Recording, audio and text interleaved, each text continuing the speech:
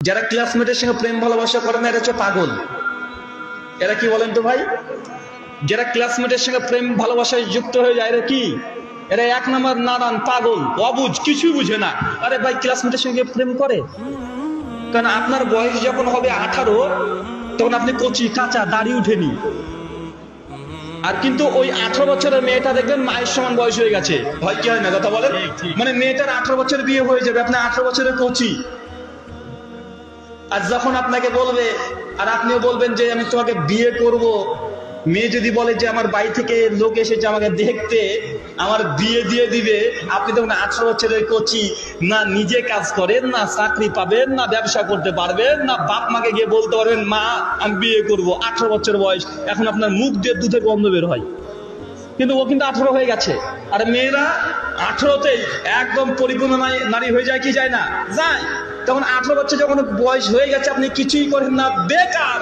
তখন মেয়ের বাপ যদি বলে যে তোকে হাই স্কুলের মাস্টারদের প্রস্তাব দিয়েছে, এখন তুই চিন্তা কর, ওই বেকার 420 যে আছে ওকে বিয়ে করবি, না এই হাই স্কুলে চাকরি করে 60,000 টাকা বেতন, যখন রিটায়ার্ড নিবে প্রায় 50 লক্ষ টাকা পাবে, তুই বিয়ে কাকে করবি? মেয়েটাও টেনশনে, তাই তো। কারণ টাকা কি আছে, কথা বলেন। টাকা, বাপরে বাপ। আবার বলবে ওর একটা গাড়িও আছে, জানিস তুই, 4 চাকা গাড়ি আছে, বাড়িতে এসি আছে। যখন বাবা মা এসে মেয়েটিকে বুঝাবে, মেয়েটিও তখন ভাববে যে আসলেই তো তাই, ওর তো কিছুই নাই, সাইকেলই নাই। ও রিক্সাতে গেলে আমি টাকা দিয়ে দিই, ভাড়াটা ওকে তাও নাই। আর ওকে বিয়ে করে মহা বিপদে পড়বো। ও তখন আস্তে আস্তে আস্তে আস্তে আস্তে আপনাকে স্বপ্ন করে নিবে যে তুই আমার স্বপ্নে থাক, ইনশাল্লাহ। কেঁদে কেঁদে বলবে যে তোমাকে আমি এই দুনিয়ায় ফেলাম না তো কি হলো, পরকালে নিব। আপনি পরকালে হয়ে যাবেন, আর ও দুনিয়াতে একে গ্রহণ করে নেবে। ভাই করবে কি করবে না? তাই যারা এরকম ক্লাসমেটের সঙ্গে প্রেম করে, মানে এদের মতো মহামূর্খ দুনিয়ার জন্য আর কেউ নাই।